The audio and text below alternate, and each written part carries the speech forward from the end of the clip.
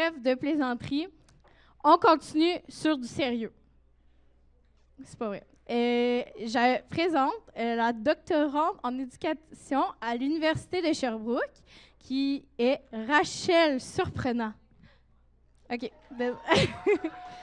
Elle va nous présenter les jeux vidéo. Bon ou mauvais allié scolaire pour les garçons?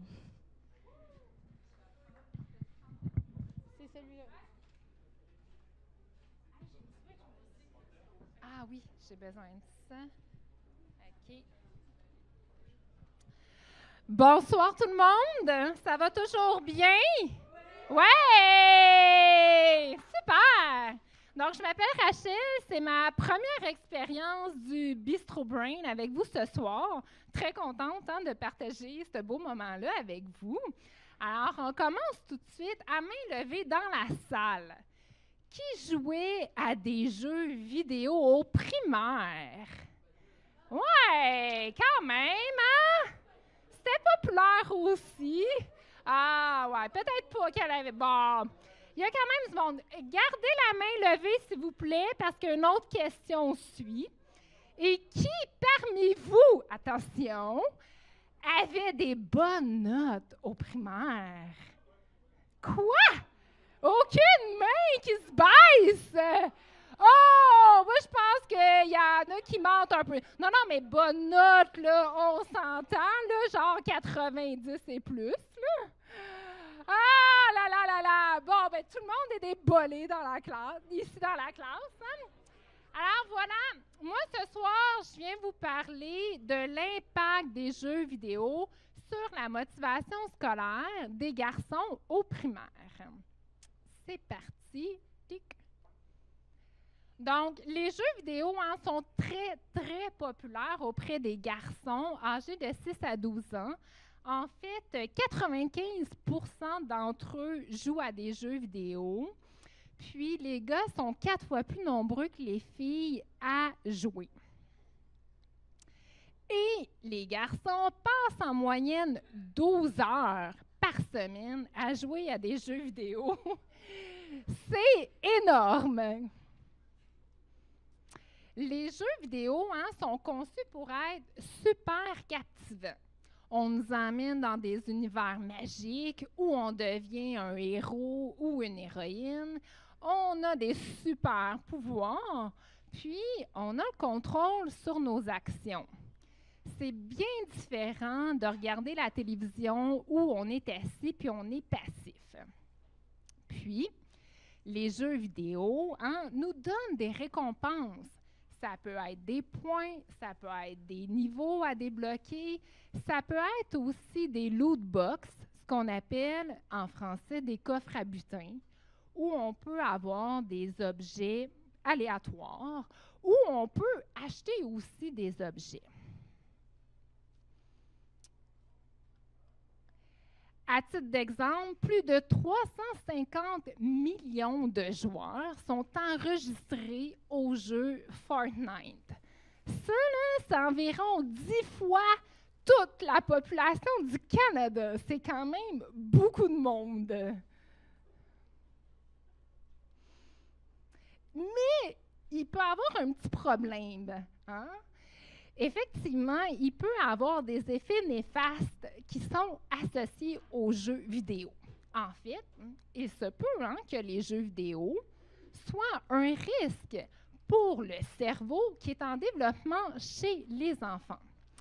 Par exemple, ça peut affecter la capacité à se concentrer puis à réaliser des tâches qui demandent des efforts soutenus. Ça peut aussi entraîner des problèmes d'attention et d'hyperactivité chez les enfants. Donc, la question qu'on s'est posée, c'est est-ce que jouer à des jeux vidéo peut nuire à l'école? Et là, c'est le roulement de tambour. Oui, merci pour l'effet sonore. Alors, la réponse à la question, c'est oui. Bon, probablement que vous aviez la réponse, mais là, je vais vous expliquer pourquoi. Alors, les résultats de notre étude longitudinale, c'est-à-dire sur le temps, montrent que les garçons à l'âge de 7 ans qui jouent davantage aux jeux vidéo, ont une plus faible motivation scolaire, attends le petit piton, là, ici, à l'âge de 8 ans. Puis, rendu à l'âge de 8 ans, les garçons qui jouent davantage à des jeux vidéo ont une plus faible motivation scolaire rendue à 10 ans. Mais là, on pourrait aussi se demander, ouais, mais c'est peut-être parce qu'ils sont moins motivés à l'école qu'ils jouent plus aux jeux vidéo. Hein? On pourrait se poser cette question-là. Bien, on a regardé cette question-là, puis on n'a pas trouvé de lien entre les garçons qui sont moins motivés à l'école et leur temps passé aux jeux vidéo. Puis là, probablement que vous vous dites, « Ouais, mais qu'est-ce qui se passe avec les filles? » Hein? Ben oui. Et là, qu'est-ce qui se passe avec les filles? Bien, on n'a pas trouvé de lien entre le temps passé à des jeux vidéo chez les filles et leur motivation scolaire. Donc, pourquoi? Qu'est-ce qui explique que les garçons qui jouent davantage à des jeux vidéo sont moins motivés à l'école? Mais tout d'abord, il faut comprendre le rôle déterminant de la dopamine. Puis ça, les concepteurs des jeux vidéo, là, ils ont vite compris le pouvoir de la dopamine. La dopamine, c'est une molécule qui est liée aux récompenses. Puis, plus qu'on joue à des jeux vidéo puis qu'on obtient des récompenses, bien, plus on a du fun. Donc, peut-être qu'on a envie de jouer encore plus longtemps. Alors, une raison qui explique pourquoi les garçons qui jouent davantage à des jeux vidéo sont moins motivés à l'école, bien c'est ça. Plus on obtient une récompense à jouer à des jeux vidéo, plus on sécrète de la dopamine dans notre cerveau, bien plus on a du fun, plus on a envie de jouer, puis on joue, puis qu'est-ce qui arrive à la fin? Bien, ça se peut qu'il ne reste plus de temps pour les tâches liées à l'école, comme les devoirs puis l'étude. Une autre raison qui pourrait expliquer pourquoi les garçons qui jouent davantage à des jeux vidéo ont moins de motivation scolaire, ben c'est quand on joue à des jeux vidéo, ben on est habitué, on crée une habitude d'obtenir des récompenses tout de suite. Alors qu'à l'école, c'est pas tout à fait comme ça que ça se passe. Il faut être capable à l'école de produire des efforts soutenus. Prolongé.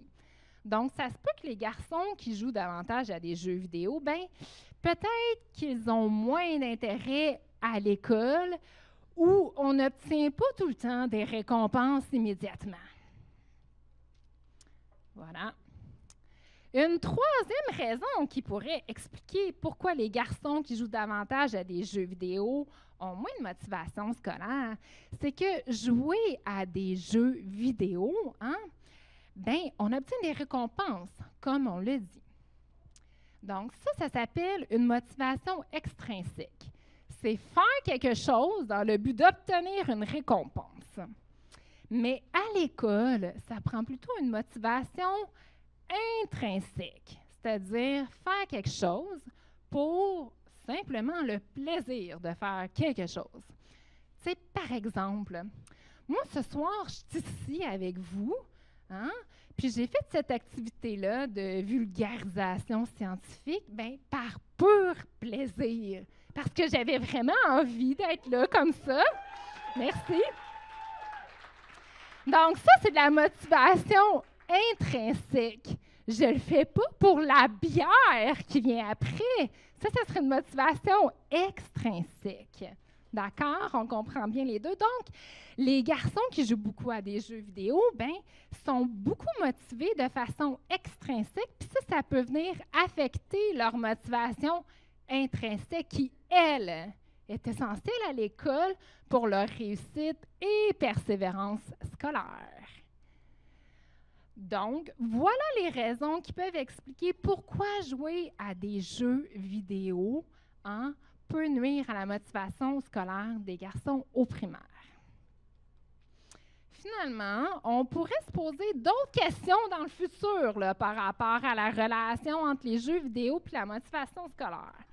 Par exemple, on pourrait s'intéresser à la nature des jeux vidéo. Hein? Est-ce qu'il y a des différences dans la nature, c'est-à-dire des jeux violents, non violents, des jeux éducatifs ou des jeux compétitifs?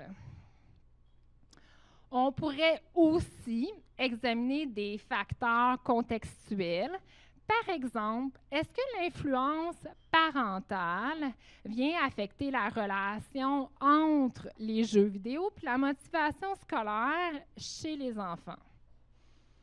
Finalement, on pourrait aussi regarder les différences entre les garçons et les filles par rapport à la relation entre les jeux vidéo et la motivation scolaire. On sait que les filles jouent moins aux jeux vidéo. Puis, on sait que les garçons sont plus susceptibles à vivre des difficultés scolaires, puis à vivre des troubles attentionnels. Donc, ils peuvent être peut-être plus vulnérables aux stimulations qui sont dans les jeux vidéo. Donc, voilà. Je vous remercie beaucoup pour votre écoute ce soir.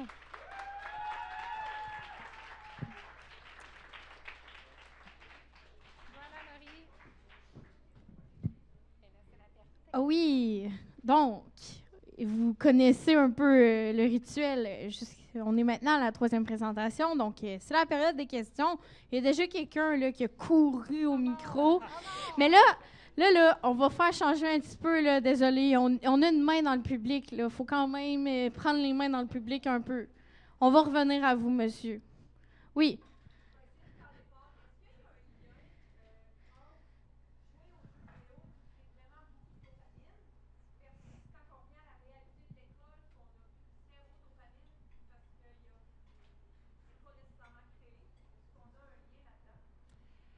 Bien, je n'ai pas conduit d'études sur ça, mais probablement que oui, parce que comme on l'a vu, les récompenses, là, la dopamine, c'est lié aux récompenses. Dans les jeux vidéo, il y a beaucoup de récompenses. Donc, en fait, les jeux vidéo sont conçus autour de ce mécanisme-là.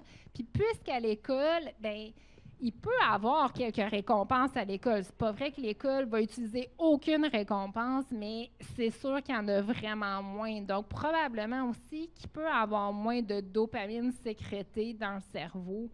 Mais je n'ai pas conduit d'études là, pour vérifier tout ça. Ça répond à ta question? OK. Retour au micro. Super. Merci beaucoup pour la super présentation. Je comprends qu'il y a encore beaucoup de questions de recherche à explorer. On commence à faire des études là-dessus. Je me demandais, est-ce que tu as observé un lien, tu t'es beaucoup concentré sur la motivation académique, est-ce qu'il y avait un lien aussi avec la socialisation à travers ton étude? Ben, dans cette étude-là, non, cette variable-là, ce facteur-là n'était pas pris en considération, mais je suis tout à fait d'accord avec toi, là, comme dans les questions futures à explorer, on parlait de facteurs contextuels, tout ça, mais oui, la socialisation pourrait totalement faire partie de ces facteurs-là, mais dans l'étude présente, non, ça n'avait pas été considéré. Merci. Bienvenue.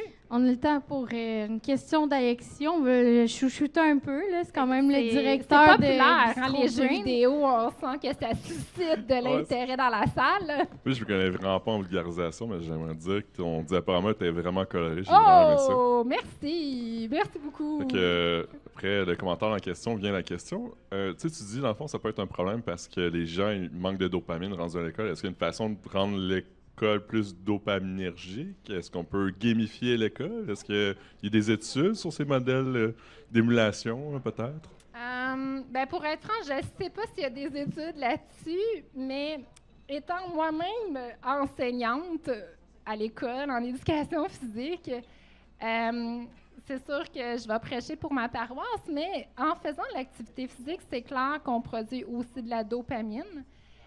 Après ça, est-ce que l'école devrait calquer le modèle du jeu vidéo dans son enseignement? Je suis pas tout à fait certaine. Moi, je suis plutôt de l'école. Je suis plutôt dans la façon de penser que la motivation intrinsèque est très importante pour persévérer et réussir à l'école.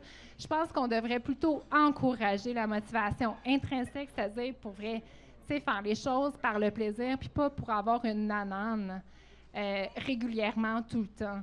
Donc, mais ça, c'est mon opinion. Ben, merci pour ton opinion. Merci beaucoup. Bonne soirée. Merci, Rachel.